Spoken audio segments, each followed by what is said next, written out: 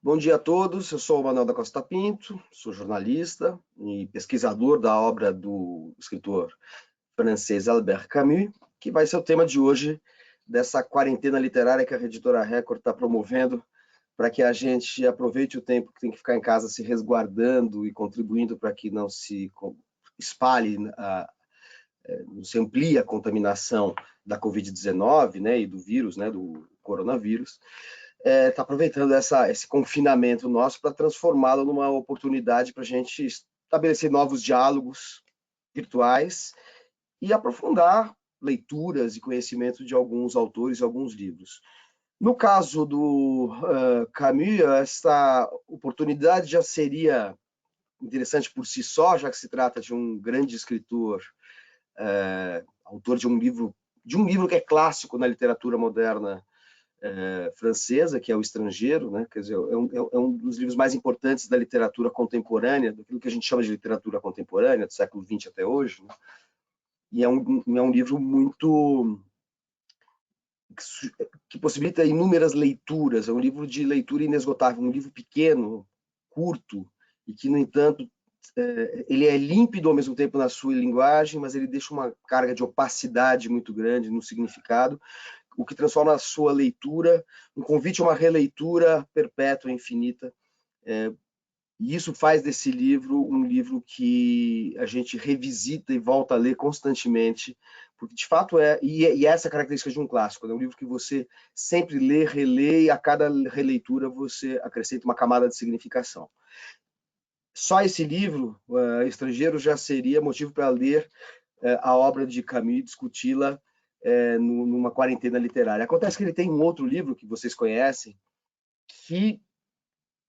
cuja temática vai ao encontro exatamente desse momento que a gente está vivendo, que é o romance A Peste. Né? O romance A Peste, essa aqui é a mais recente edição pela Record. Romance A Peste, que é o segundo romance do Camus, que foi publicado em 1947, portanto, logo depois da Segunda Guerra Mundial, que é um livro que se inscreve, a gente pode numa tradição, não é uma tradição homogênea, nem muito amarrada, mas é uma linhagem de livros sobre a peste, sobre epidemias, melhor dizendo. Ele é um livro que fala disso, que trata e se inscreve nessa linhagem de romances e livros de ficção que partem de epidemias. E, de certa maneira, é o mais importante. Eu diria que, sem dúvida, é o mais relevante. Vou recapitular com vocês aqui alguns exemplos clássicos na literatura. A começar por uma das tragédias seminais da literatura ocidental, daquilo que a gente chama de literatura ocidental. A tragédia Édipo, Édipo Rei, do Sófocles. Todo mundo conhece a história do Édipo, porque o Freud transformou o Édipo, usou o enredo do Édipo como uma representação do enredo de todo neurótico, né, o enredo subjetivo de cada um. O homem que deseja a mãe e tem que matar o pai, né, simbolicamente, do ponto de vista psicanalítico, e que na tragédia mata de fato o pai sem saber e casa-se com a mãe sem saber que é a sua mãe. Essa história nada tem a ver com uma epidemia? Não, não tem nada a ver com uma epidemia, mas se a gente for ler a tragédia do Sófocles, o Édipo entra em Tebas e ele quer voltar para Tebas, ele quer entrar em Tebas para libertar a cidade de uma epidemia de peste. Ou seja, ao libertar a cidade de uma epidemia de peste, ele tem a ocasião de entrar na cidade, onde ele encontra a mãe, sem saber que é mãe, se apaixona e casa-se com ela, depois de ter matado o pai no caminho, também sem saber que era ele. Então a peste está numa das tragédias mais importantes da história da literatura, da literatura grega. Saltando alguns séculos, Boccaccio, né, o Decameron do Boccaccio, é um conjunto de 100 narrativas, 100 novelas, em que 10 jovens se retiram de Florença durante uma epidemia de peste e vão para um refúgio idílico no entorno da cidade para contar histórias galantes, picantes, anticlericais, histórias de adultério, histórias eróticas, de um erotismo leve.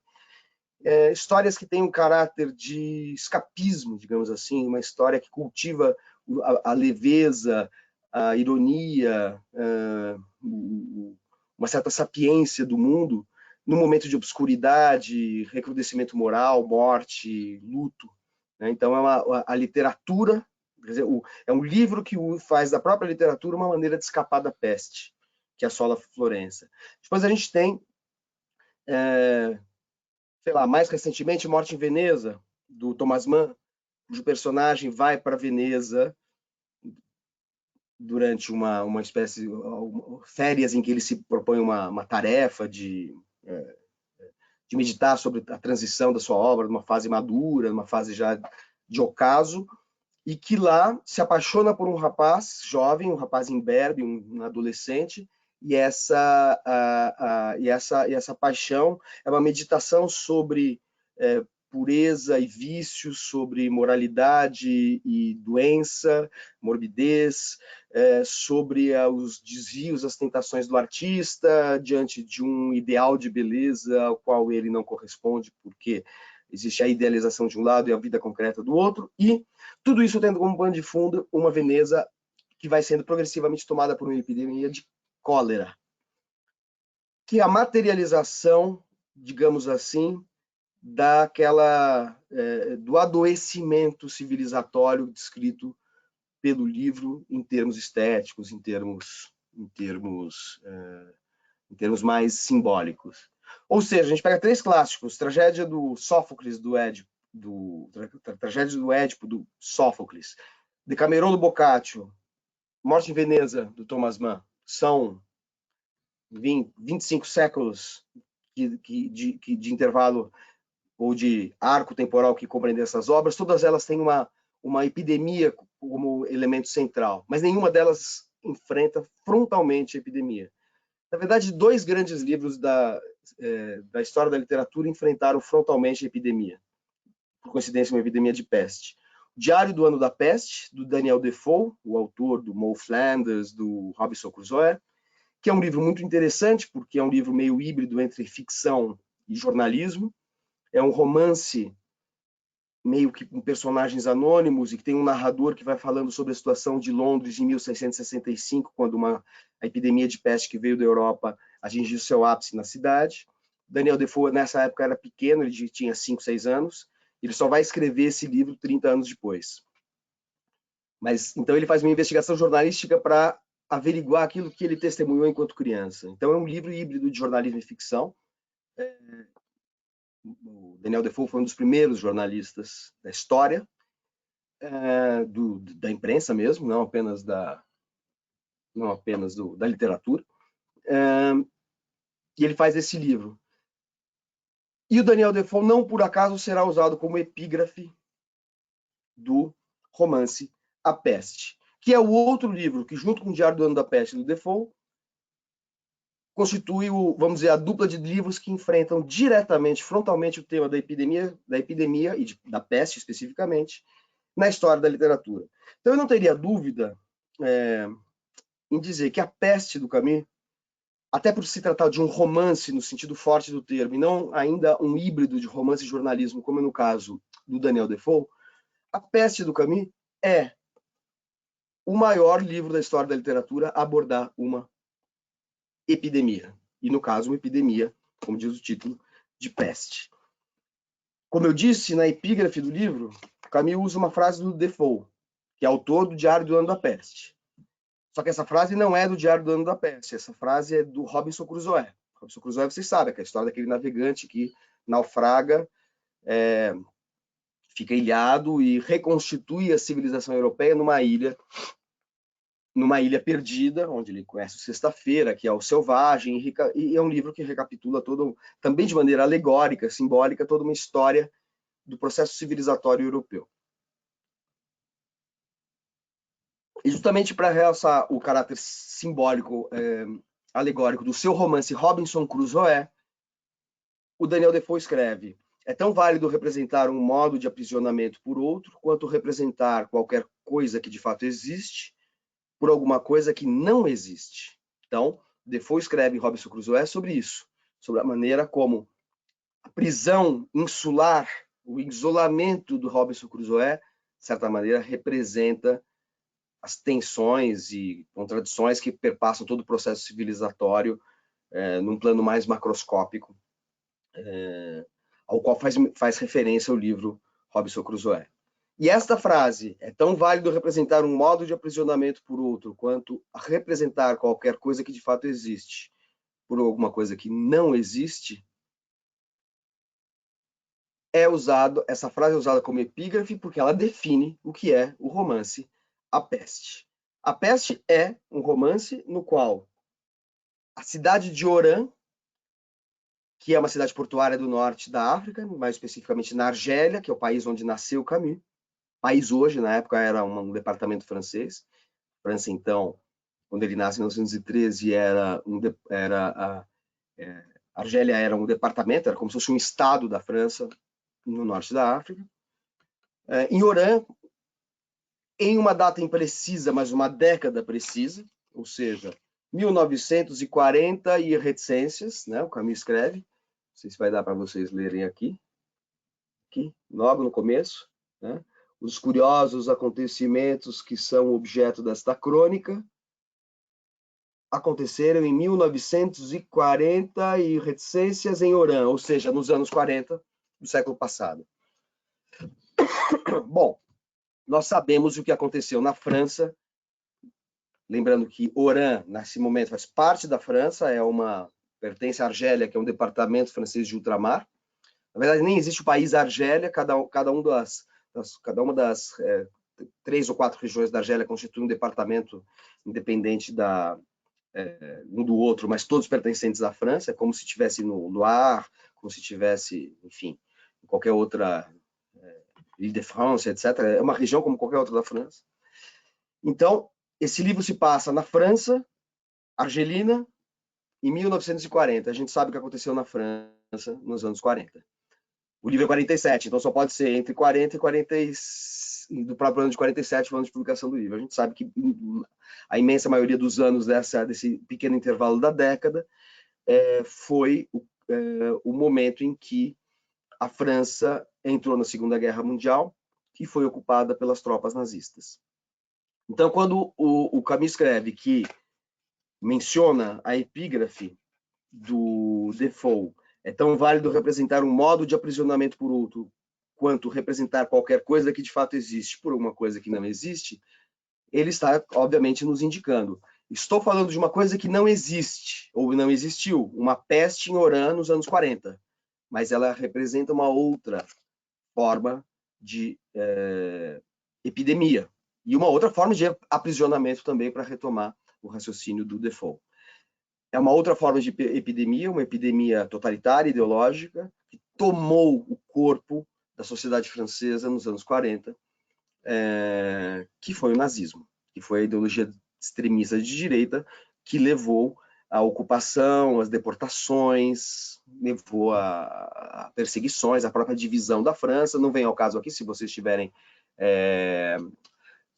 curiosidade, a gente pode falar um pouquinho sobre algumas características da França, à época em que o Camus viveu a Segunda Guerra Mundial, já que ele participou ativamente da resistência ao nazismo, né?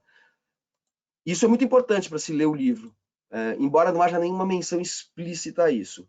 O Camus participou de um grupo chamado Combate, em francês, que era um grupo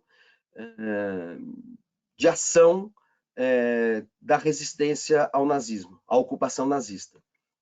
Ele entrou no combate mais para o final da Guerra Mundial, porque ele estava na Argélia, depois ele vai para a França e lá ele se envolve no meio editorial, onde consegue publicar seus 2 primeiros livros, O Mito de Sísifo, um ensaio, e O Estrangeiro, o romance, seu primeiro romance, ao qual eu já fiz menção, e lá ele trabalha na editora até que a situação se torna tão opressiva que ao final da guerra, já em 43, 44, quando a resistência consegue se disseminar por toda a França e já consegue ter uma ação mais que agregue mais pessoas, ele se engaja no movimento, não como um combatente, mas como jornalista. junto com um amigo da Argélia, com quem ele havia trabalhado num jornal Alger Républicain, na França, que se chama Pascal Piat, escreve Pia, Pascal Piat. Ele edita o jornal Combate, ou Combat, que é o órgão periódico do grupo resistente Combat. E ali ele não tem nenhuma ação que se saiba, nenhuma ação, e muito provavelmente não teve mesmo nenhuma ação em campo, de algum tipo de atividade violenta, alguma escaramuça contra os nazistas, mas ele estava numa clandestinidade muito perigosa, né, muito sujeita a represálias dos serviços de inteligência da Gestapo, que estavam controlando a França ocupada, né? A França estava dividida entre a França ocupada pelos alemães e a parte de baixo da França, a parte sul, o governo de Vichy, que era um governo supostamente independente, mas era governado pelo general Pétain, que serviu ao nazismo. Camus viveu ali na clandestinidade e testemunhou mais do que... participou ao mesmo tempo, mas, sobretudo, testemunhou o trabalho da resistência. Então, entender a resistência ao nazismo é fundamental para ler algumas referências que estão aqui, ocultas ou não tão ocultas, no romance A Peste. Que, no entanto, embora possa e deva ser lido como uma alegoria da França ocupada pelo nazismo, e da Europa ocupada pelo nazismo, da civilização ocidental inoculada pelo bacilo do nazismo, né? O bacilo da peste seria uma espécie de bacilo ideológico da irracionalidade, da barbárie, do genocídio, enfim, da estupidez, preconceito, tudo aquilo que a gente pode identificar como vetor ideológico ou até anímico, enfim, pulsional, emocional, subjetivo, patológico, né, do nazismo. Né? Tudo isso que a gente pode identificar no nazismo está presentificado nesse bacilo da peste que se inocula nas pessoas e vai corroendo a sociedade e fazendo com que a sociedade se desagregue, como acontece no romance da peste, gerando um movimento de reação a isso e tentativa de reverter esse quadro, e fazendo da luta contra a peste algo que levanta questões a respeito dos nossos valores de humanidade, alteridade, cumplicidade, solidariedade, todas todos os outros vetores que a gente possa identificar numa luta comum, coletiva, urgente, como acontece no romance A Peste. Então é interessante que o Camus parte da experiência da resistência, usa a peste como alegoria da França ocupada pelo nazismo e da Europa ocupada pelo nazismo, porém, em nenhum momento, e esse talvez seja o grande mérito do livro, num certo sentido, mas que vai gerar polêmicas sobre as quais a gente pode conversar, o grande mérito do livro é ele fazer uma crônica de uma epidemia que cabe como uma luva na situação francesa do pós-guerra, né, do trauma recente que a França vivia no pós-guerra, após a ocupação nazista, mas que não se restringe a isso. Se ele tivesse feito um romance sobre o nazismo e sobre a ocupação, e há muitos, né, o Modiano, o mais recente Nobel francês, consigo me lembrar o nome dele, se alguém lembrar, por favor, me mande uma mensagem aqui. O Modiano, que foi o prêmio Nobel francês, o último francês a ganhar o prêmio Nobel, o escritor, que está vivo, felizmente. Tem vários romances, por exemplo, que falam da resistência, da França ocupada pelo nazismo. Explicitamente.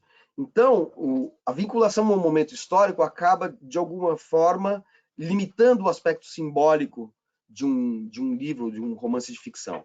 No caso do Camus, não. É inequívoco que a peste se refere ao nazismo. E, no entanto, não há nenhuma única menção. Não há um alemão no livro, não há um aspecto ideológico que apareça no livro. O livro é estritamente o combate de uma coletividade, de uma cidade argelina contra uma epidemia que acontece nos mesmos anos em que aconteceu a Segunda Guerra Mundial.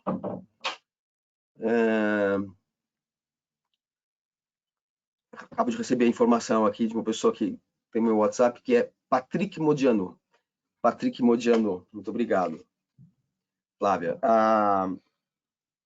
O Patrick Modiano, por exemplo, tem esses livros que abordam a epidemia,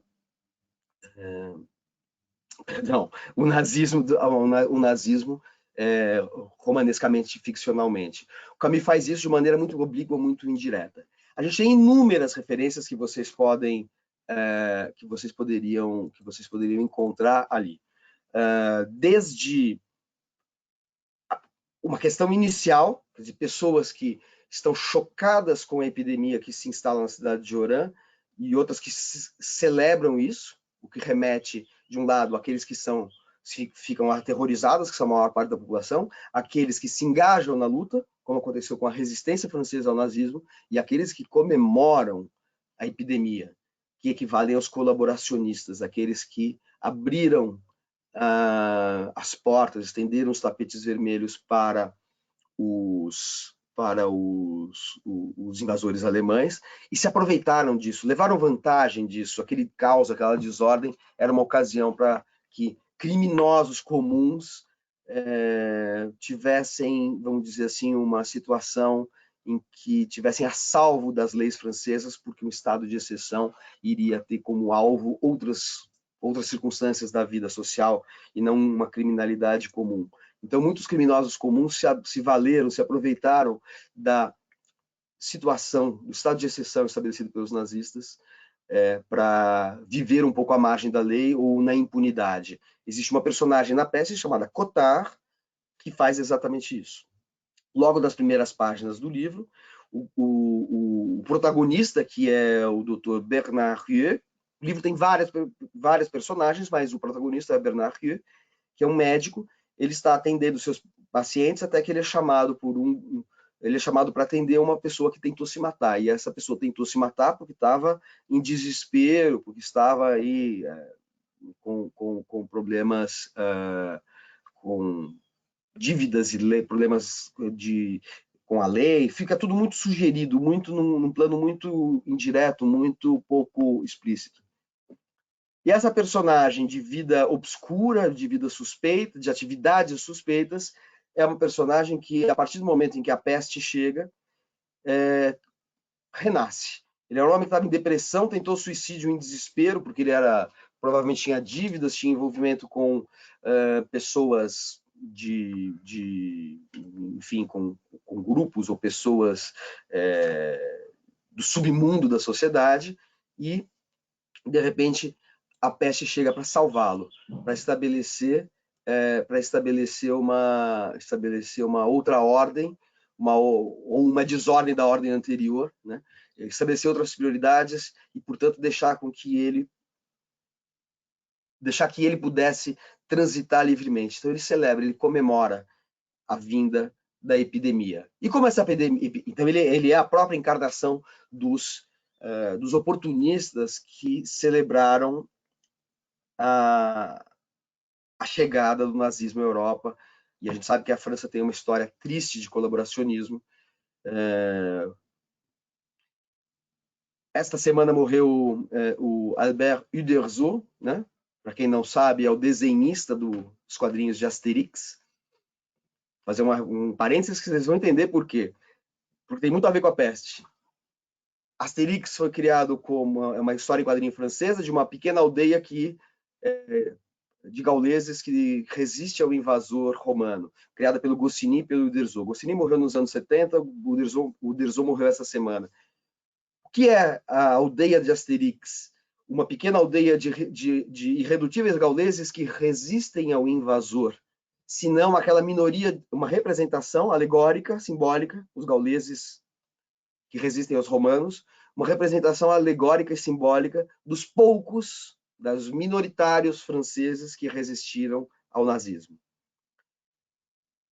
Então, a gente sabe que a resistência é um orgulho, e o colaboracionismo é uma mácula na história francesa, né? Uma mácula que faz com que esse tema seja recorrentemente revisitado por artistas, tanto por um artista como Camus, como artistas como Goscinny e Uderzo, os criadores de Asterix. Asterix, Obelix, a Aldeia dos Irredutíveis Gauleses. Então, assim, não é casual que o quadrinho mais importante da França seja sobre uma história da resistência francesa a um invasor, no caso ali romano, mas que obviamente faz menção, faz referência, e se inspira na invasão alemã.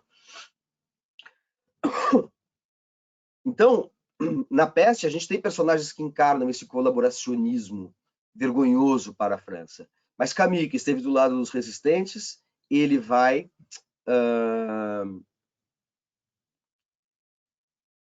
fazer uma reflexão ficcional, por assim dizer, porque não é um livro ensaístico, não é um livro que tenha nenhum tipo de reflexão teórica, nenhum discurso teórico, ou só na medida em que a gente, ao falar, argumenta, né, tem um discurso argumentativo nas personagens.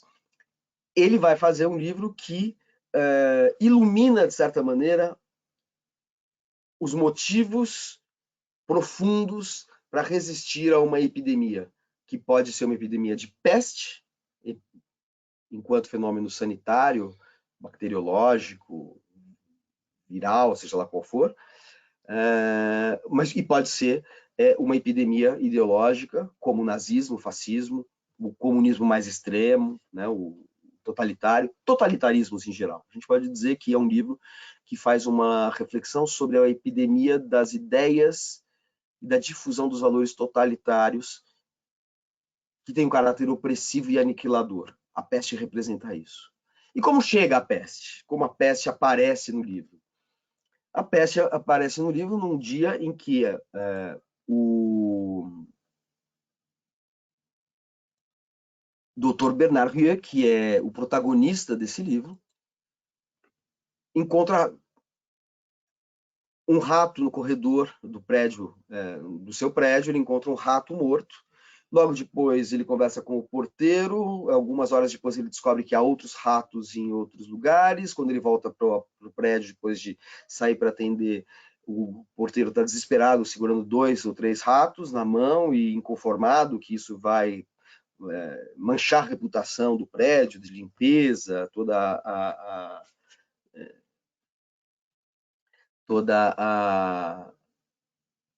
a imagem que o prédio ali poderia ter. O porteiro se preocupa mais com isso que qualquer outra coisa. Só que logo fica claro que a quantidade de ratos não está exclusiva àquele prédio, aquele edifício, aquele quarteirão, aquele bairro, mas por toda a cidade. Os jornais começam a noticiar a existência de milhares de ratos que vão subindo do subsolo da cidade para morrer à luz do dia. Isso começa a se tornar um problema de saúde pública, preocupar as pessoas, obviamente, e é neste momento que o Camus vai apresentando os seus personagens. O próprio Bernard Rieu, que é o protagonista, essa personagem que ele atende, que tentou se matar e que depois vai se revelar um cínico oportunista que vai celebrar a vinda da peste, mas também outras personagens, uma personagem de um funcionário público chamado Joseph Grand, que é uma personagem secundária no livro, mas que é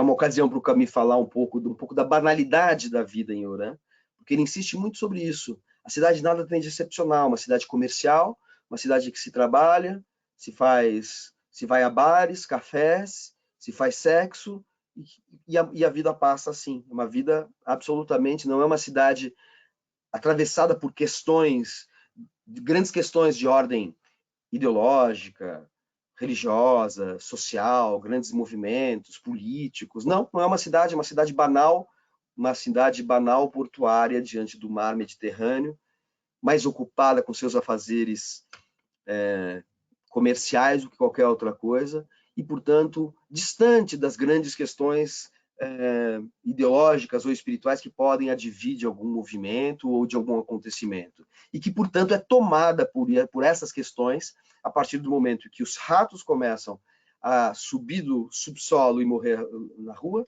e, sobretudo, a partir do momento em que decresce o número de mortos, o número de ratos mortos, e começam a aparecer os primeiros casos de pessoas que morrem com estranhos sintomas de gânglios, manchas na pele, febres, boca seca, que são sintomas clássicos da peste, principalmente os gânglios que ficam entumecidos, né, e que quando o médico corta, eles explodem como se fosse um fruto podre, exalando um cheiro, um odor horripilante que precede o momento em que o dente acaba tendo seu fim.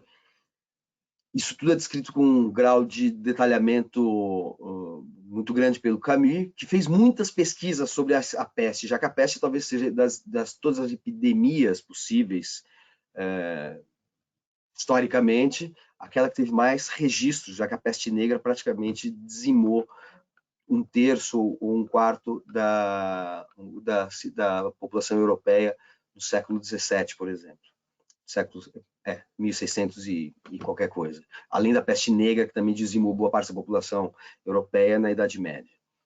Então, a peste tem... O Camus descreve com base em muitos relatos que ele pesquisou, isso nós sabemos pelos seus biógrafos e pesquisadores, mas também que são mencionados aqui no livro, né? Mas também com base em outros relatos mencionados aqui no livro. Então, a partir do momento em que a peste sai do corpo dos ratos e passa para a população, a gente tem um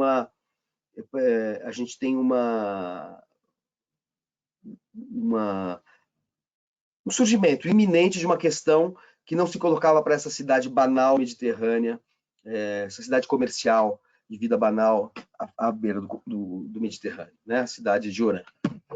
Ele até fala, é uma cidade pequena, não é tão pequena assim.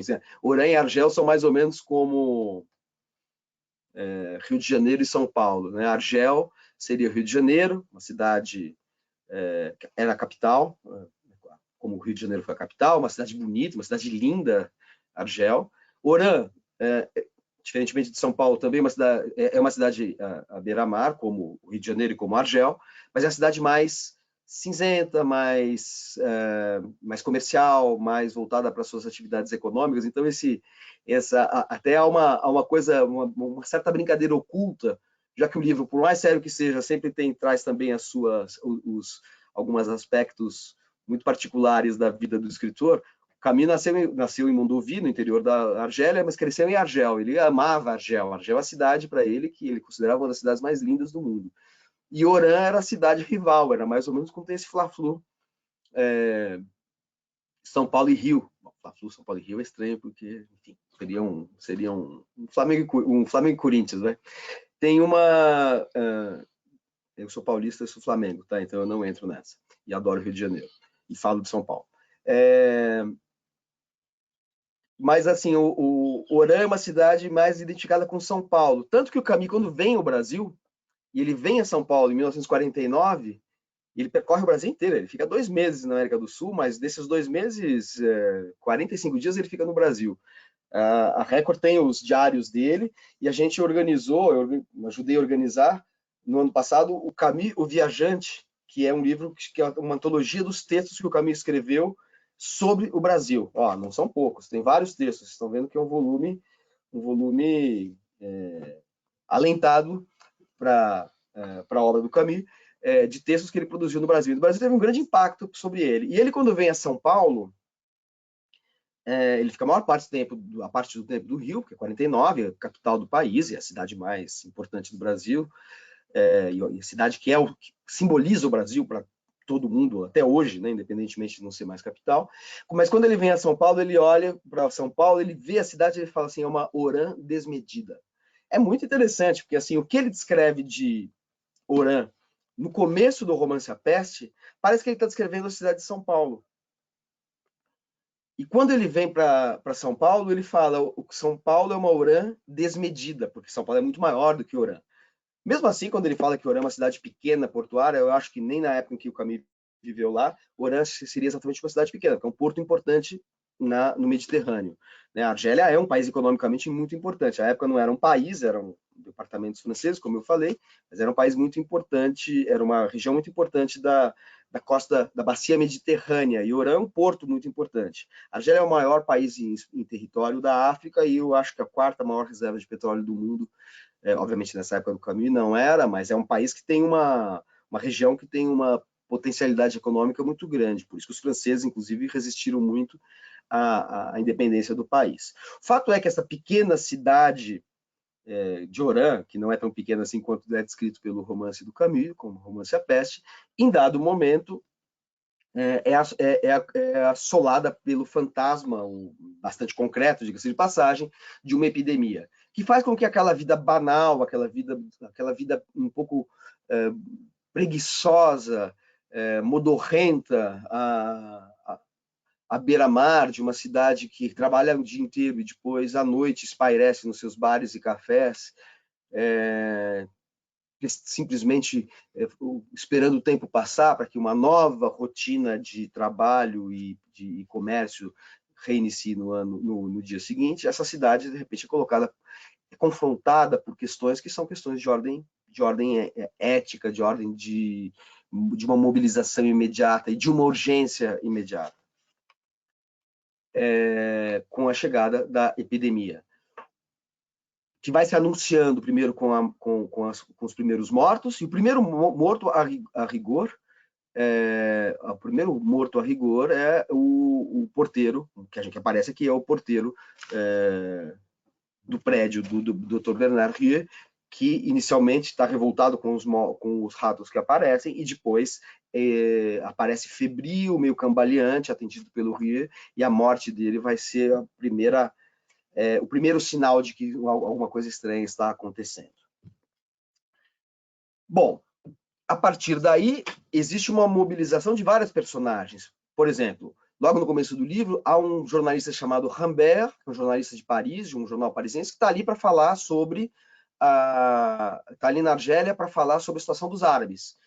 Quer entrevistar o Dr. Rieu para falar sobre a situação dos árabes. E, uma vez que surge uma epidemia, passa a se ocupar disso também. Assim como existe uma personagem chamada Tahu, que é um rapaz de biografia um pouco obscura para o Rieu, mas que ele encontrava em alguns lugares públicos e que deixou com ele um caderno de anotações. Eu não vou antecipar por que eu nem vou dizer, nem vou contar por que esse caderno de anotações acabou ficando com o Dr. Rieu, que é o protagonista. Mas ele transcreve algumas das observações que esse Tahu faz, e esse Tahu vai ser um cara muito importante, um interlocutor principal, preferencial do Rieu em relação às questões relativas ao combate à epidemia. Então, Tahu, que é esse homem que tem um passado meio libertário, que tem alguns traumas pessoais em relação a situações situações de exceção e pena de morte, que é um tema obsessivo para o Camus, ele acaba se engajando na luta junto com o Rieu. Então, criam-se grupos, uma brigada sanitária contra a peste, e que vai levantar várias questões em relação à mobilização de pessoas que são obrigadas a sair do seu torpor cotidiano ou do seu terror individual para reagir a uma situação extrema como de uma epidemia. Esse é o recorte geral da peste, e a partir desse recorte eu posso detalhar alguns aspectos do romance com base nas perguntas de vocês que começam a chegar. Vamos lá.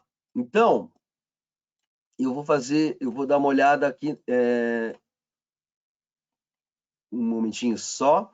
Bom, uma pergunta inicial e que não tem a ver diretamente com o assunto, mas tem a ver com o que eu mencionei. Qual é a diferença entre o Viajante e o Diário de Viagem, anteriormente lançado pela Record?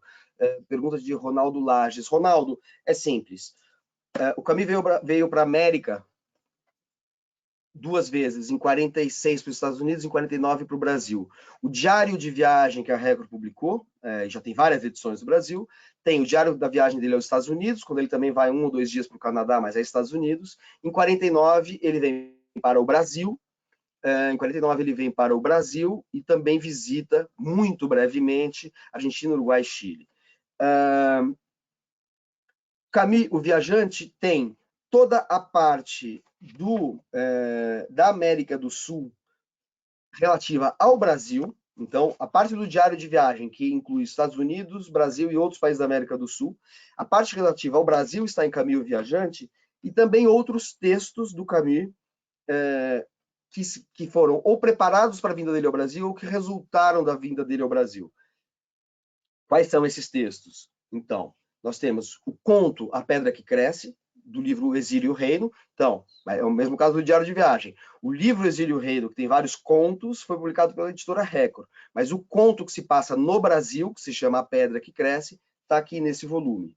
Então, o conto se chama A Pedra que Cresce, está no Caminho Viajante, e é um conto que se passa na cidade de Iguape, no sul, no litoral sul de São Paulo, para onde o Camus foi levado pelo Oswald de Andrade. Foi uma viagem muito marcante para o Camus. Que é relatada no Diário de Viagem, no trecho do Diário de Viagem, é um trecho longo, que está aqui no Caminho Viajante, e é depois transformado em conto, narrativa, em A Pedra que Cresce.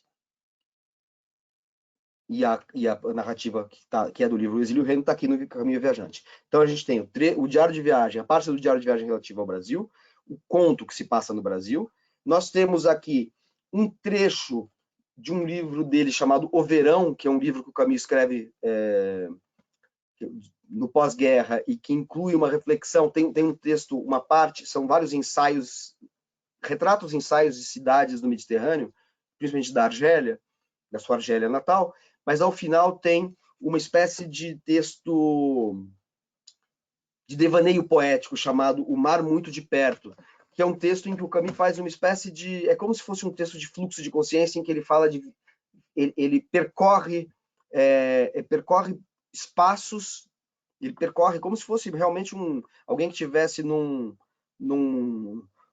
transatlântico com velocidade do som, que estivesse percorrendo num único momento os vários espaços em que ele esteve, até alguns em que ele não esteve, uma espécie de viagem de circunnavegação, em que ele vai juntando as reminiscências dele da viagem à América, viagens pelo Mediterrâneo, viagem ao Brasil, viagem à América do Sul. É todo um percurso meio imaginário, meio alucinatório, meio onírico, eu diria. Coisa muito rara no Camus, que é um escritor muito cerebral, muito comedido, né? Um escritor sem grandes, é um escritor que tem uma linguagem de alguma maneira um pouco cerimoniosa, mais distanciada para descrever mesmo as situações mais absurdas. E o absurdo é um tema fundamental na obra dele. Mesmo as situações mais absurdas, ele sempre descreve de uma maneira ponderada, distanciada, como se quisesse colocar mesmo o absurdo dentro de uma normalidade, que é um procedimento literário recorrente no Camus, que, aliás, que é muito inspirado no Kafka, né, de transformar o excepcional, normalizar o excepcional, naturalizar o excepcional para mostrar como a nossa realidade está inoculada pelo nonsense, pela desrazão, pelo desarrazoado. Né? E aqui é o contrário, o Camus faz tem um texto meio alucinado, esse texto do Mar Muito de Perto, que é um relato meio onírico também. Então, e que inclui o Brasil. É uma espécie de relato de viagens por diferentes mares e que passa pelos mares da América do Sul. Então, o Mar Muito de Perto está no livro O Verão, e eu já antecipo para vocês que o Verão normalmente é editado junto com outro livro chamado Núpcias. O Camus escreveu um livro sobre a Argélia. Quando ele era jovem, ele escreveu um livro sobre a Argélia chamado Núpcias. Depois ele revisita esse livro e faz uma versão, digamos assim, mais madura do mesmo imaginário geográfico cultural no O Verão. Então, o Núpcias, livro dos anos 30, o Verão, livro dos anos 40. Esses livros têm tanta afinidade entre si que todas as edições são publicadas juntando os dois. Então, em geral, a gente encontra como Núpcias, o Verão. A Record vai publicar esse livro dentro do seu cronograma de publicações futuramente. Detalhes editoriais vão ser divulgados de maneira oportuna. Né? Mas esse livro, O Verão, inclui esse texto que está aqui em Caminho Viajante. E, finalmente, o livro inclui uma conferência chamada O Tempo dos Assassinos, de 1949, que é a data em que o Camus veio ao Brasil, que é uma conferência que ele preparou para apresentar aqui. Então, a gente tem um texto meio poético, um diário de viagem, que é o diário de viagem sobre a América do Sul e sobre o Brasil especificamente, que é um registro das vindas dele, da visita que ele fez aqui ao país, o conto que ele escreveu aqui e a conferência que ele preparou para ser apresentada em várias cidades do Brasil. E tudo isso está incluído em Caminho Viajante, que nesse sentido que é diferente do diário de viagem dele, que é o diário de viagem, literalmente, estritamente, as anotações das viagens à América do Norte e América do Sul. Esta conferência que a gente colocou aqui na edição do Caminho Viajante é uma conferência muito importante porque ela é preparatória de um livro chamado O Homem Revoltado, em que ele aborda questões éticas e políticas e de valores de resistência ao totalitarismo, seja ele de qual coloração tenha no espectro político, esquerda ou direita, e é um livro que é uma espécie de contrapartida ensaística da peste. É muito interessante porque o Camus quando veio ao Brasil, havia publicado, fazia 2 anos, A Peste, e está escrevendo O Homem Revoltado, que é um livro que é uma reflexão ensaística sobre questões que estão levantadas ficcionalmente no romance A Peste. O que me leva a uma pergunta formulada pela Jasmine Castro, que é o seguinte: que lições você acha que podemos tirar desse momento a partir do livro? Os personagens do livro encontram a solidariedade e, nessa perspectiva, que desafios você vê para nós, vítimas dessa pandemia real? É muito interessante a pergunta da Jasmine, porque se eu começo fazendo essa apresentação, esse bate-papo com vocês, dizendo que a maneira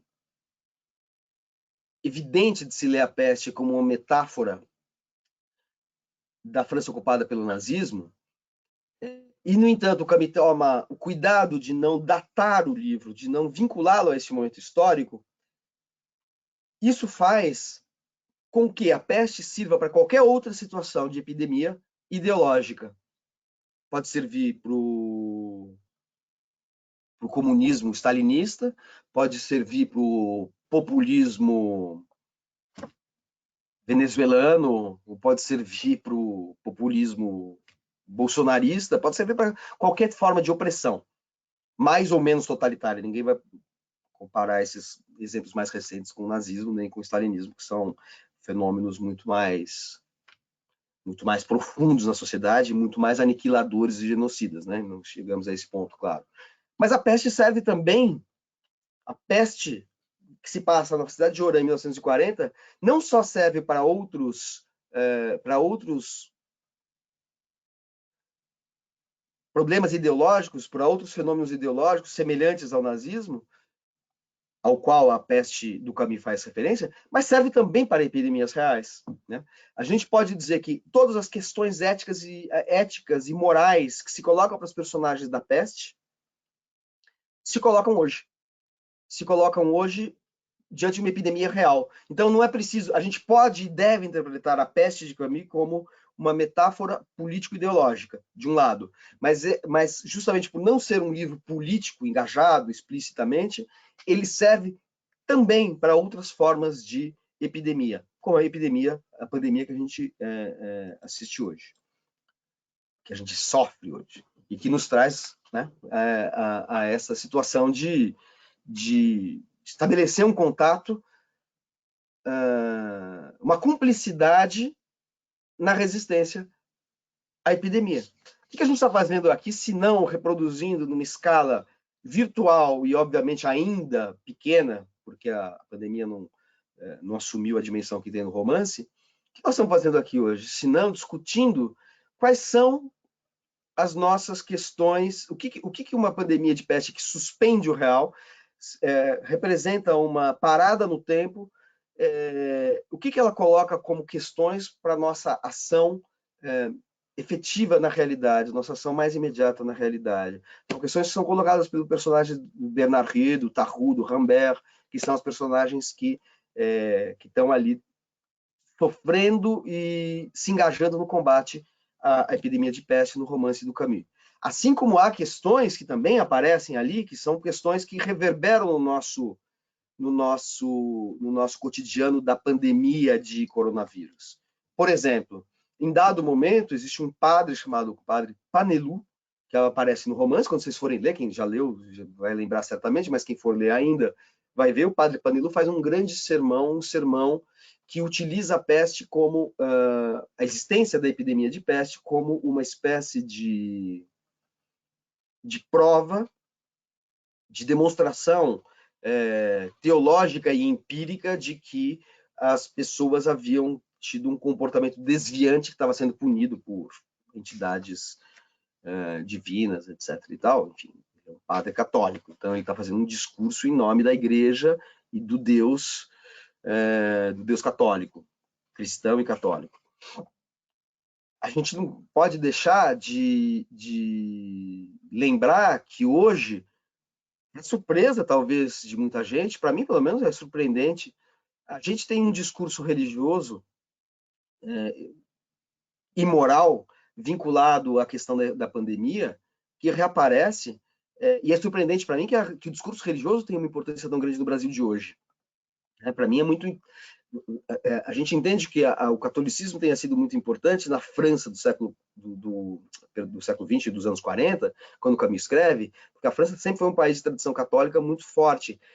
Quando ele escreve, já está se esvaindo essa presença do catolicismo no cotidiano francês, está começando a ser substituída por uma sociedade mais laica, como é a nossa, como supostamente seria a nossa hoje. E nós, aqui, embora sejamos o país católico, o maior país católico do mundo, a gente sempre viu que a nossa sociedade era mais laica, menos tradicionalista em relação à religião. A gente tinha uma sociedade menos afetada por alguns dogmas e por uma doutrinação moral no nosso cotidiano feita a partir do ponto de vista religioso. E, no entanto, a gente viu a ascensão não apenas social, mas também política, de grupos de evangélicos que hoje representam um risco ao combate à epidemia. Assim como o padre Panelu na peste representa um discurso contra a mobilização, porque é um discurso de aceitação fatalista da epidemia, que vai contra a mobilização à frente da qual está o Bernard Rieu, protagonista do romance. Assim como isso acontece, a gente tem hoje também igrejas evangélicas que conseguiram, graças a uma decisão do Bolsonaro, uma absurda autorização para continuarem funcionando, cultos como se fosse um serviço essencial.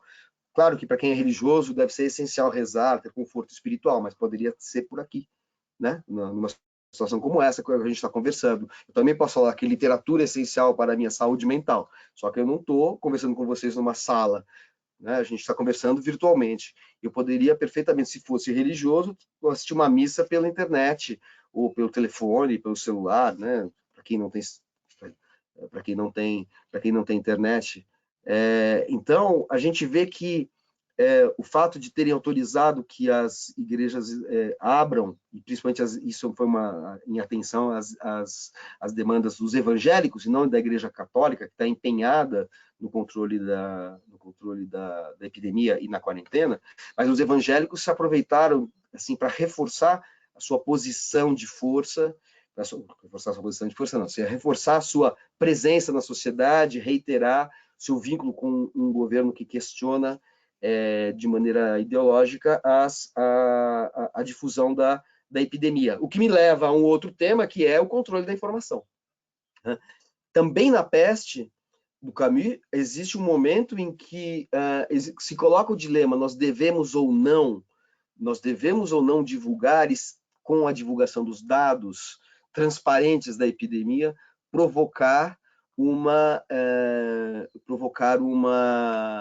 pânico, disseminar um pânico, ou, como diria aquele degenerado que nos governa, uma histeria no país. Né? Será que a gente deveria fazer isso? No caso aqui da peste do caminho, é uma histeria na cidade, não no país.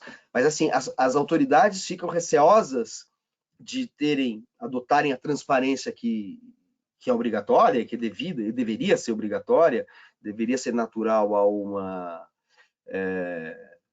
função pública. Elas hesitam com medo da repercussão sobre a opinião pública, né? A opinião pública está começando a se tornar, sempre foi obviamente importante, né, nas democracias modernas, mas cada vez mais, a partir da Segunda Guerra Mundial, o controle da informação e a comunicação de massa vão ganhando um peso na sociedade, né? Não é por acaso que esse tipo de fenômeno aparece não apenas na Peste do Camus, que aparece de maneira mais discreta, mas é o tema, por exemplo, do George Orwell em 1984, que tem até o Ministério da Verdade, tem até uma cartilha ou uma espécie de dicionário, ou enfim, chamado novilíngua, né? A novilíngua seria o glossário, o dicionário dos termos usados por uma nova sociedade de maior controle da informação, denotando como o século XX é um século em que os fenômenos de massa transformam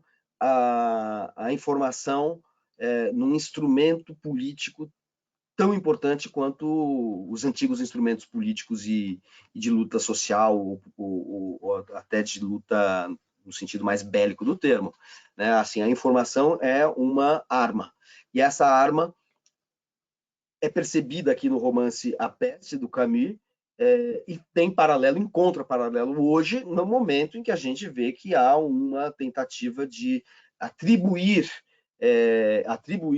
a epidemia ou a pandemia de Covid-19, né, a doença provocada pelo coronavírus, atribuir isso não à efetividade de um vírus, mas a uma difusão distorcida dos dados da doença, como se fosse uma doença como as outras, com o mesmo grau de infecção e de letalidade, ou até menor, letalidade até menor do que outras doenças que são permanentes, que são endêmicas e não epidêmicas, e que a imprensa estaria dentro de um grande concerto mundial para provocar o pânico, explorando e exagerando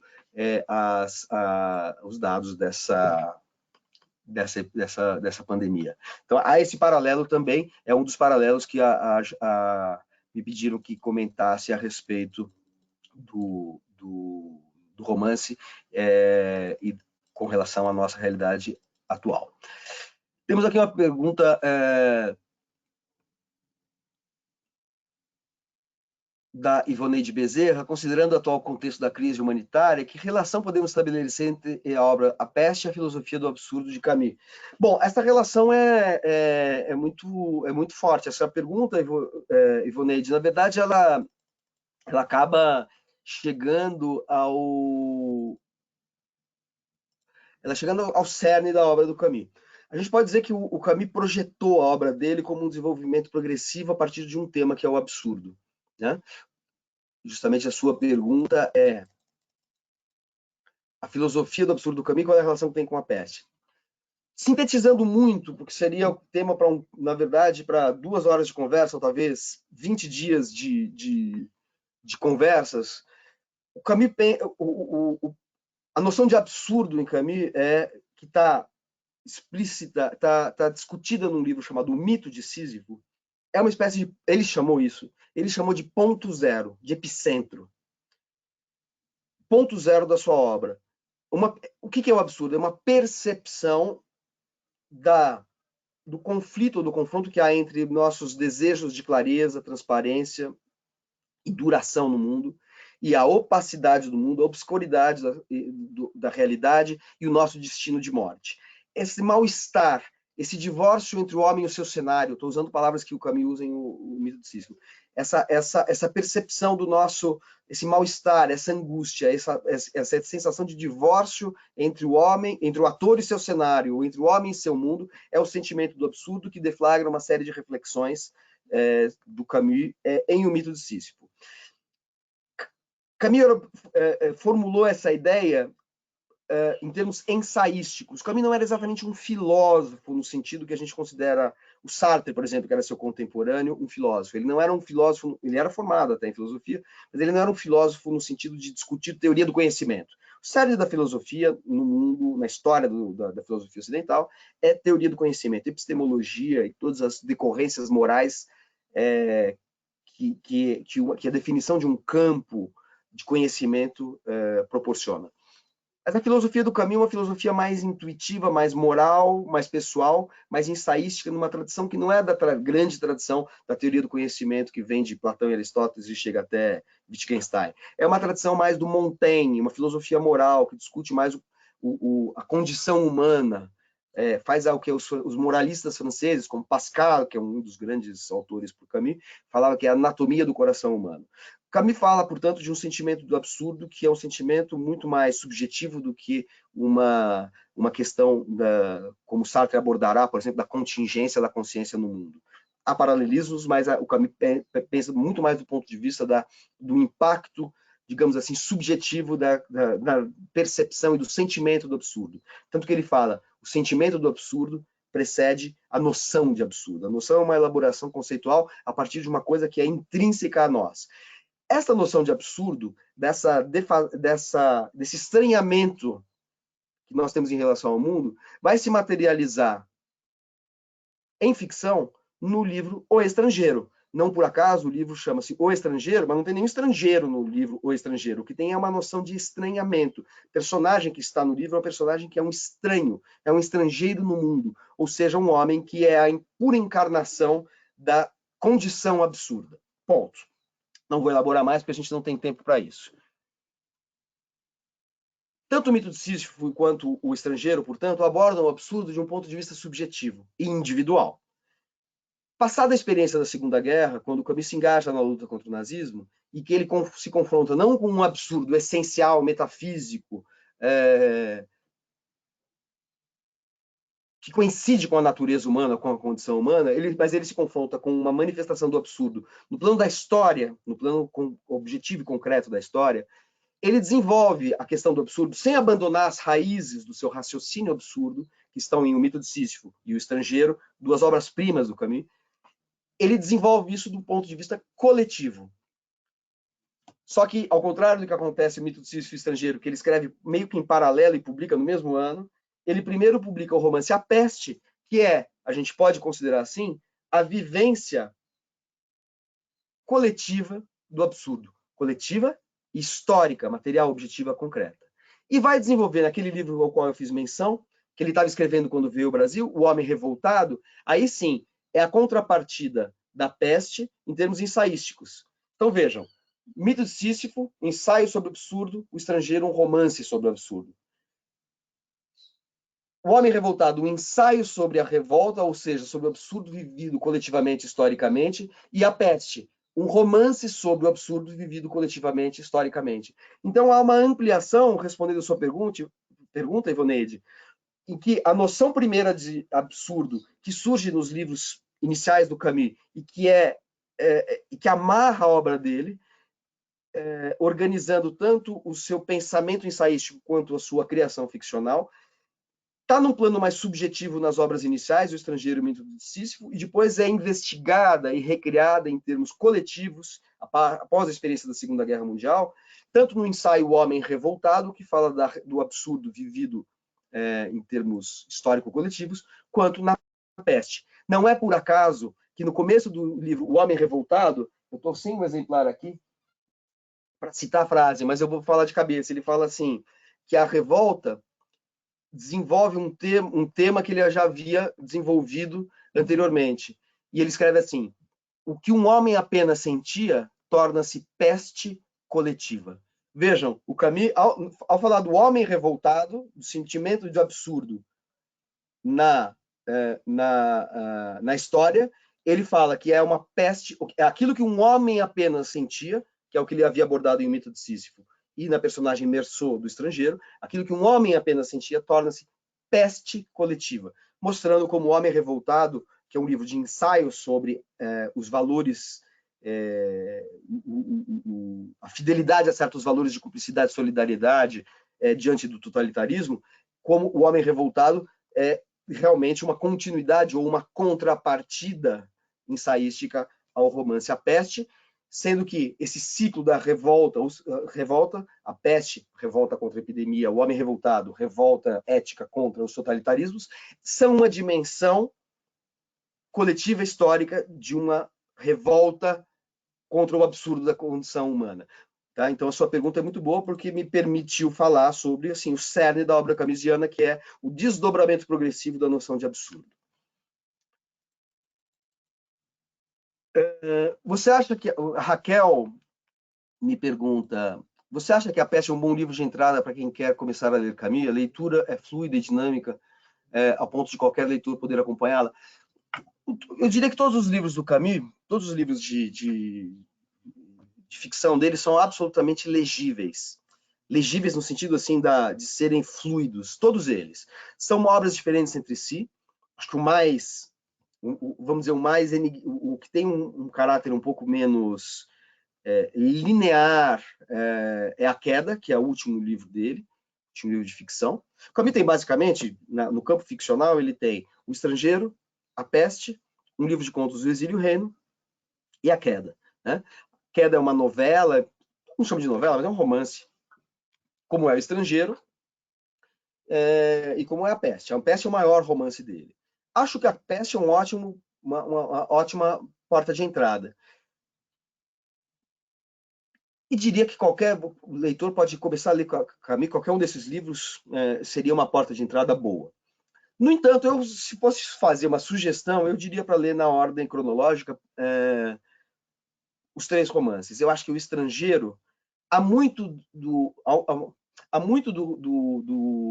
Meursault do Estrangeiro no Bernard Rieu da Peste, que é o protagonista da Peste. Um certo fatalismo, só que com a diferença de que o Meursault é uma pessoa absolutamente alheia ao mundo, enquanto o Bernard Rieu é um engajado no mundo, mas ambos têm uma relação de distanciamento e de estranhamento com a coisa mais, e extraem da situação mais banal aquilo que conseguem contemplar a progressiva transformação em algo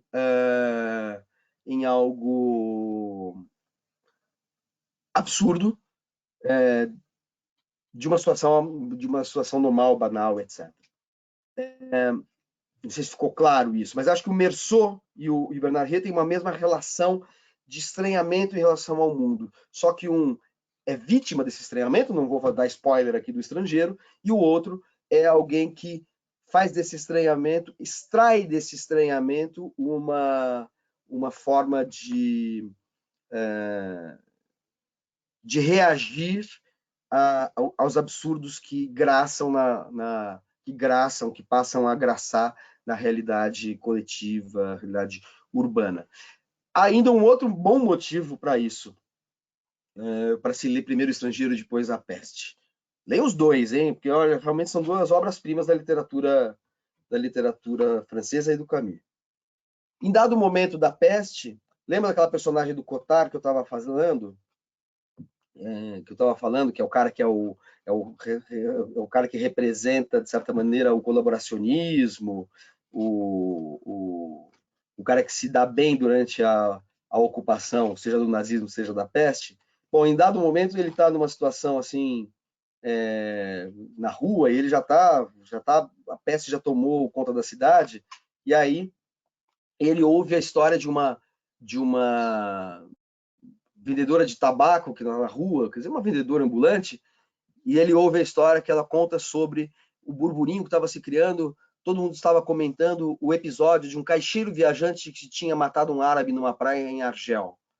Então, quando você está na peste, você lê, é como as personagens da peste estão comentando um episódio que aconteceu em Argel, e esse episódio que aconteceu em Argel é a história do Estrangeiro. Né? O Estrangeiro é a história do Meursault, que é um funcionário burocrata que em dado momento comete um assassinato. E aí, com todas as decorrências que isso pode ter dentro da organização ficcional do livro Estrangeiro. Então, esta história é citada pelas personagens da peste, ou seja, em algum momento na rua, ali no burburinho da rua, uma pessoa fala, não, estou comentando muito da história de um caixeiro viajante que matou um árabe na praia em Argel. Ou seja, uma piscada de olho que o Camus faz para nós e para ele mesmo, fazendo com que um livro esteja dentro do outro, de alguma maneira, é uma menção de um livro ao outro, sendo que são dois livros absolutamente ficcionais. Então, agora, esse é o tipo de coisa que você só percebe lendo A Peste se você tiver lido antes O Estrangeiro. mas independentemente disso, você pode ler em qualquer ordem. Eu sugeriria ler O Estrangeiro, depois A Peste. Mas acho que talvez para o momento atual, eu acho que A Peste é mais adequado. Se bem que nós vamos ter muito tempo, né? O Estrangeiro é um livro que se lê em pouquíssimo tempo, que é um livro curto. Então dá perfeitamente para ler O Estrangeiro. Próximos 5 dias, leiam O Estrangeiro, depois A Peste, que é um livro um pouco mais alentado. Vamos ver a próxima pergunta aqui. Se algum livro... Desculpe, Ivoneide Bezerra já respondi, a Raquel já respondi. Temos aqui algum livro...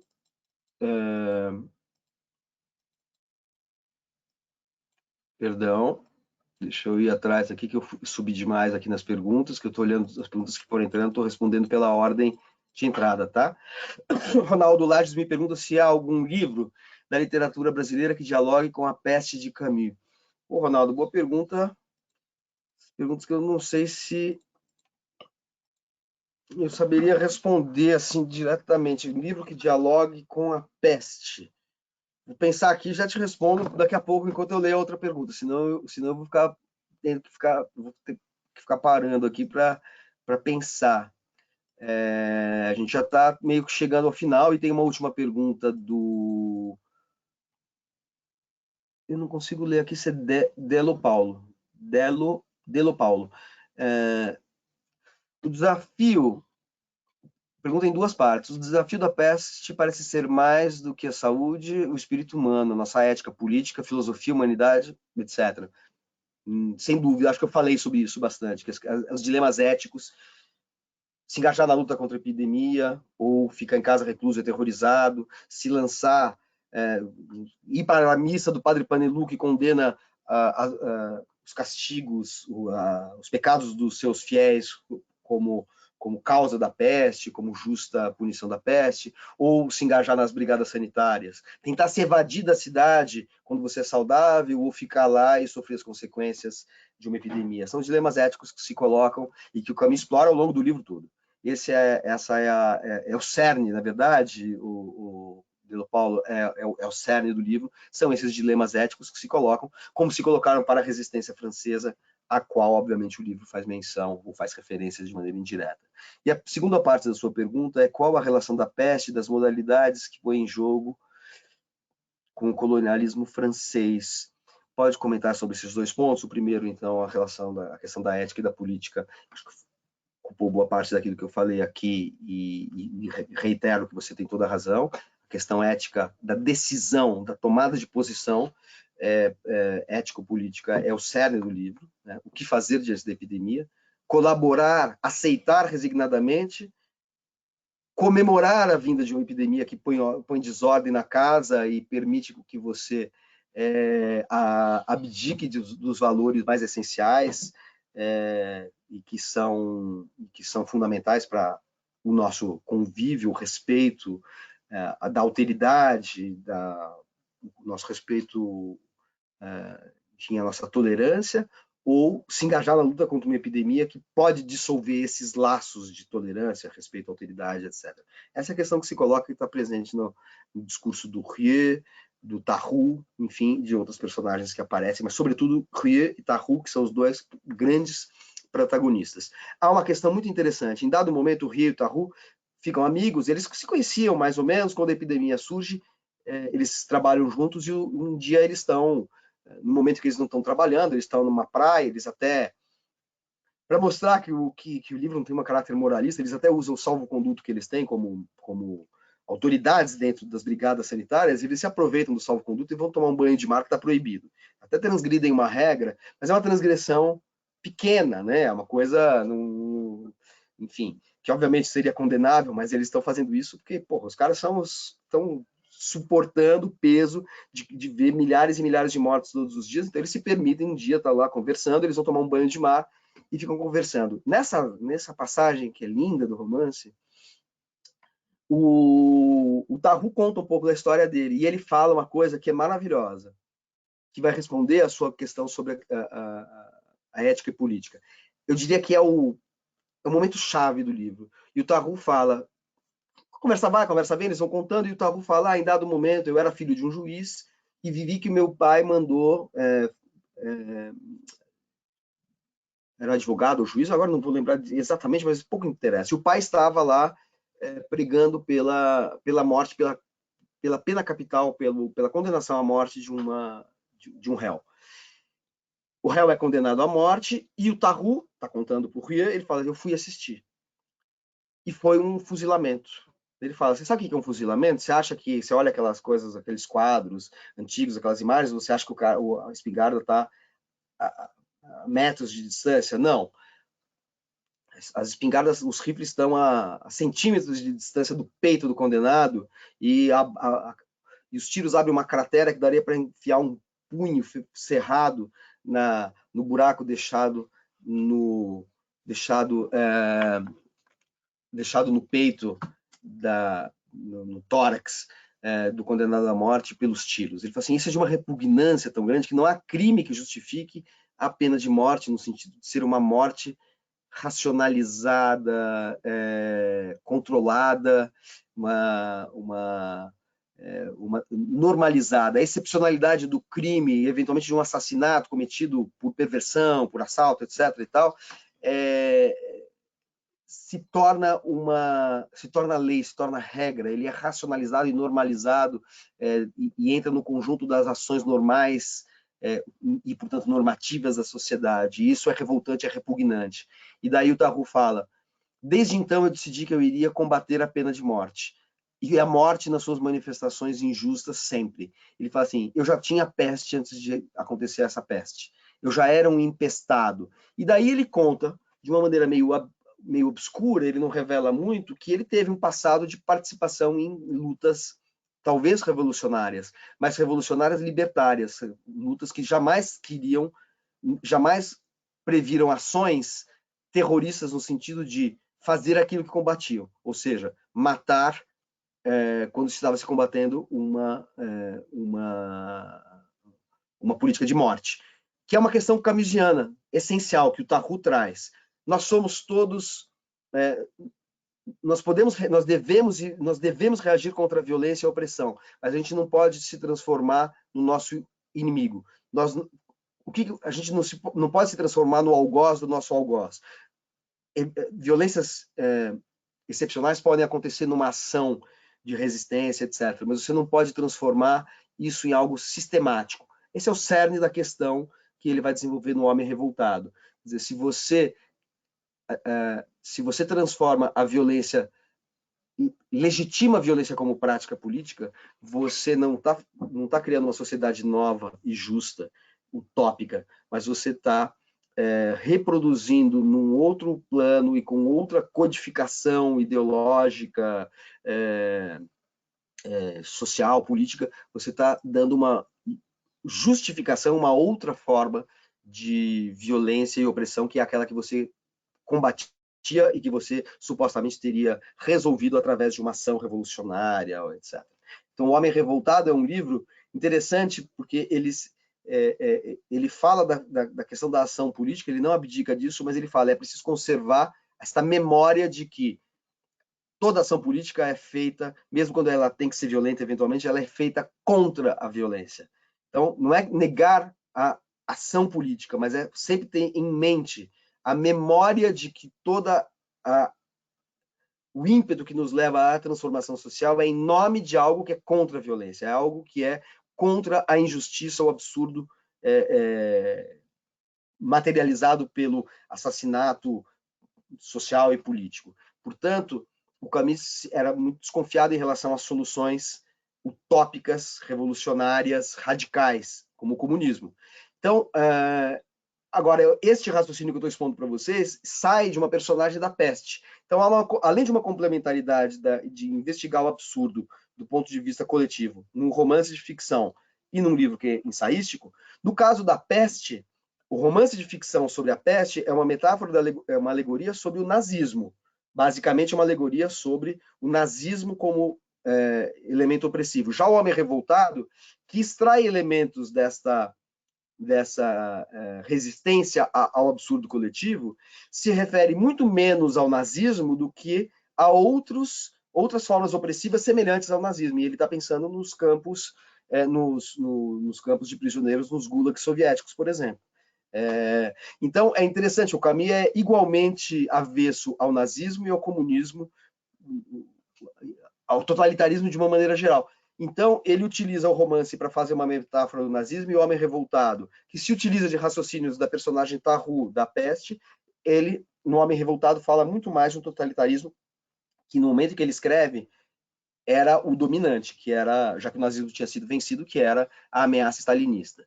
Então, essas questões éticas estão muito presentes e, sobretudo, Delo Paulo, nesse momento em que Tarrou e Rie se encontram e conversam, em que o Tarrou fala da sua experiência com a pena de morte, que é o ponto seminal para ele pensar uma ética do combate a qualquer forma de injustiça, seja uma injustiça política social, seja uma injustiça como uma epidemia, que é o que ele está enfrentando aqui no romance, já que ele é personagem, junto com o Rie, principal do romance.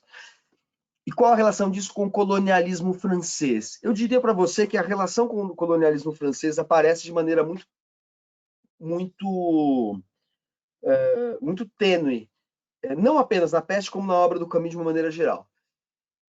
E a gente entraria por um assunto que é um pouco alheio à Peste, mas que é importante. O Camus foi um escritor muito sensível à situação social argelina. E, no entanto, ele se sentia francês, um francês argelino, tinha um amor enorme pela Argélia, mais do que pela França em termos... Ele não era um nacionalista, mas ele tinha um amor pela Argélia no sentido de a paisagem argelina, a cultura argelina, a sociabilidade argelina. Mas o olhar dele era fundamentalmente de um francês que ele era, por reconhecimento civil, por herança cultural e tudo mais. Então, o Camus teve uma posição muito hesitante quando começou a Guerra de Independência da Argélia, já no final dos anos 50. Estamos falando de um momento bem posterior à peste. Ele não queria independência radical, ele não queria uma guerra de independência em relação à França.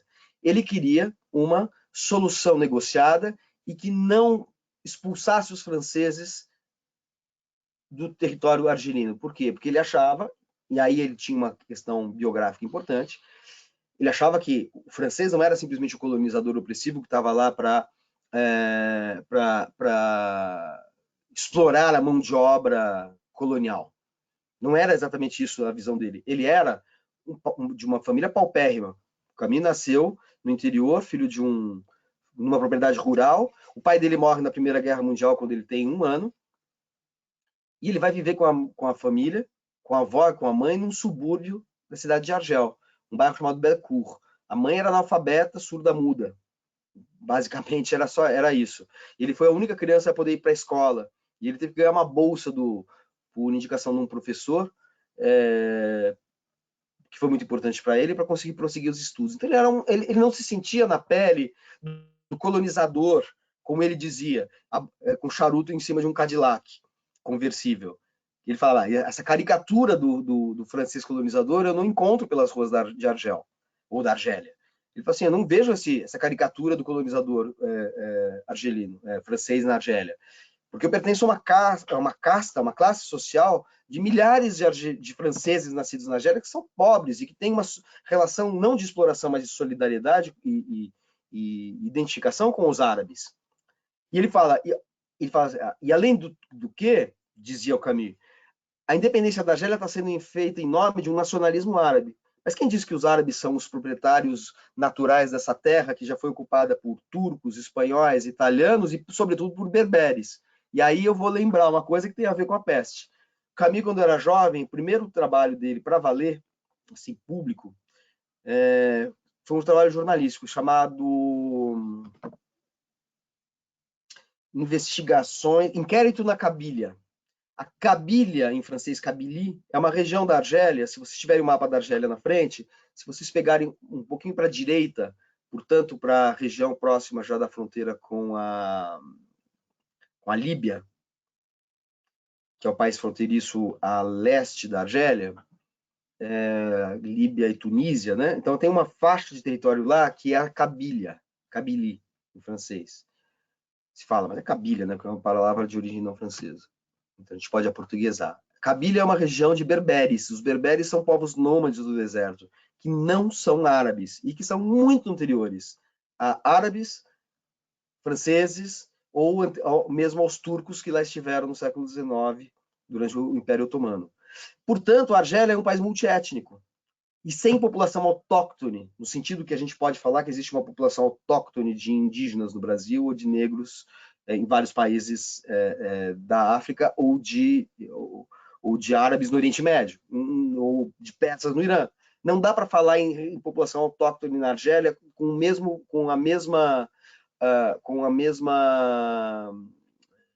grau de fundamento com que se fala em outros países, né? Então ele fala, a solução para a França seria uma solução de uma federação em que houvesse direitos iguais para todas essas pessoas. Então ele defende os direitos dos árabes, mas dentro de uma federação ou uma confederação, talvez baseada talvez no modelo suíço ou coisa parecida. Um certo convívio harmônico entre etnias diferentes e integradas, porque ele via o país assim. Essa investigação sobre a condição dos povos, essa empatia que o Camus tinha com os outros povos, então ele não se sentia um francês colonizador, ele tinha empatia com todos os outros povos e grupos étnicos que compunham a Argélia, está presente aqui na personagem do Rambert, que está na Argélia para investigar a situação social dos árabes, para fazer uma investigação, uma matéria sobre a condição social e econômica dos árabes e vai entrevistar o Rie, é assim que eles se conhecem. Então, o tempo todo isso está presente. Mas a questão colonial, enquanto questão colonial, nos termos que a gente fala hoje, no sentido de um país colonizador e uma população autóctone que resiste a essa colonização, em dado momento tem o projeto e o ideal de se libertar, isso não aparece. Nem na Peste, nem em outro livro do Camus. Pelo simples motivo de que isso não era uma questão para ele, no sentido que é para a literatura pós-colonialista e para os teóricos do pós-colonialismo, como Edouard Said, por exemplo, que é muito crítico em relação ao Camus. Mas isso é outra história que a gente pode conversar em outra oportunidade. O Edouard Said, aquele intelectual de origem palestina, né, que foi muito importante como crítico literário, escreveu um livro chamado Orientalismo, que é um livro que fala sobre a distorção da imagem do Oriente na literatura ocidental. E ele inclui Camus nesse hall de escritores que tem uma visão preconceituosa do Oriente, coisa que eu acho absolutamente equivocado, porque o Camus não se sentia um olhar, alguém que contemplava de fora a Argélia. Ele se sentia um francês pobre da Argélia, em interação e empatia com os árabes e com os berberes que compõem essa multiplicidade étnica que ele queria preservar pós-guerra de colonização, coisa que não pôde testemunhar, porque primeiro não aconteceu, segundo ele não pôde testemunhar porque ele morreu em 60, em plena guerra de independência da Argélia, num acidente de automóvel. Então a questão colonial não está presente no Camus, ou se está de maneira indireta, sem nenhuma questão nacional, porque para ele não existia essa questão nacional. Não sei se eu respondi a sua segunda pergunta, Belo Paulo. Eu não sei, aqui eu gostaria de consultar aqui as minhas bases para saber se a gente pode continuar ou se eu já tenho que ir encerrando, porque a gente estava previsto isso para 1 hora, a gente já está aqui há 1h30. E eu falo pelos cotovelos, como vocês podem ver. Então, e eu acabo de receber às 11h20 uma orientação de que para eu responder essas duas perguntas que surgiram, que eu vou falar agora para vocês, que é sobre a questão da literatura brasileira,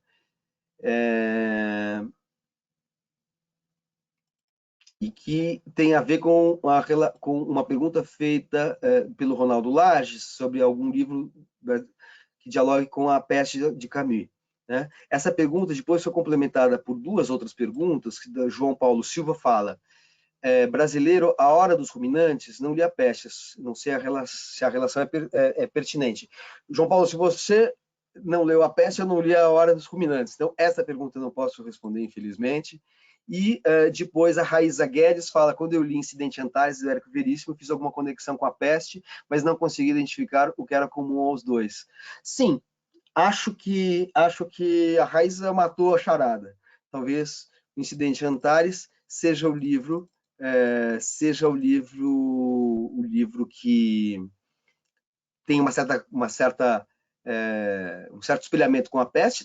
Certamente não é intencional, ou se eu não tenho conhecimento, porque não sou nenhum leitor conhecedor da obra do Érico Veríssimo, né, que é o autor do Incidente Antares, mas a ideia de uma vivência coletiva de um drama é uma coisa que está presente na obra do Camus, assim como na obra na obra do Érico Veríssimo, especialmente Incidente em Antares, assim como na obra de um escritor que também cria um livro com um escritor mais jovem, cuja referência aqui, eu não sei se eu vou encontrar, porque não está me fugindo neste momento aqui. Eu ia mencionar um livro para vocês de um escritor mais contemporâneo, que não o Érico Veríssimo, mas eu precisaria fazer uma pesquisa, eu não estou conseguindo entrar aqui. É um autor mineiro que tem um livro que fala justamente sobre uma morte que vai passando de casa em casa. Então é um romance que fala da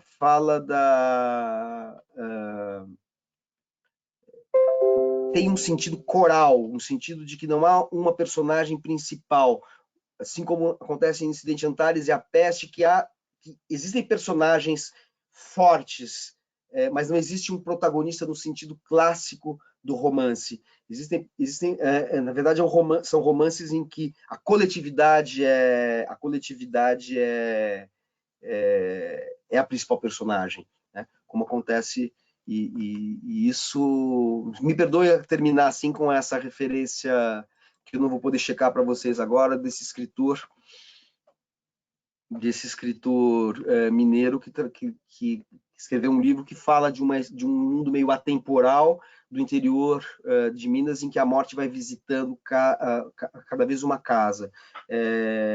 Eventualmente depois eu posso, se eu tiver o e-mail de vocês, eu posso informar o nome desse livro, que não está me ocorrendo agora.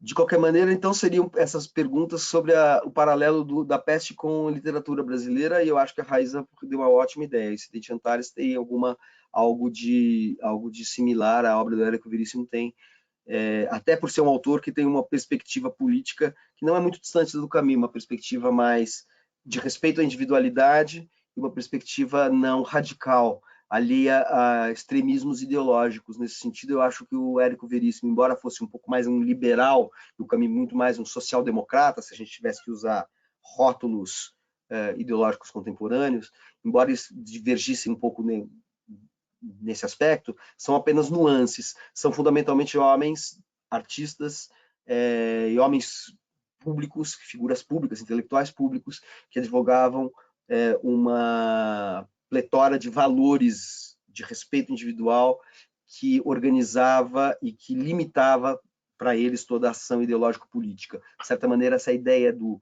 limite da ação ideológico-política está atravessando um romance como A Peste, e a obrigação de se engajar, mas com um limite do respeito à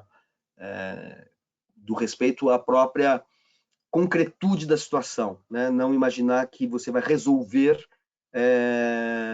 utopicamente, você vai solucionar os problemas. Você tem que agir na realidade como um médico, intervindo nas situações necessárias, e não como um santo ou um profeta que vai prometer um Eldorado, uma terra prometida que nunca chega. Essa é basicamente a postura e o uso da figura do médico em A Peste de Camus, né? Assim, na impossibilidade de ser santo e, portanto, anunciar a terra prometida, sejamos pelo menos médicos, no sentido de combater os males pontuais, já que a vida humana jamais vai se transformar por um modelo social, um modelo político, porque sempre haverá contradição essencial à experiência concreta, né? E o respeito a essa experiência concreta é que convoca você a fazer cada combate de uma vez. O combate da vez era a peste, no caso do Dr. Rieu, do romance A Peste, e o combate da vez é esse que a gente está travando aqui hoje e que a gente trava com as nossas armas,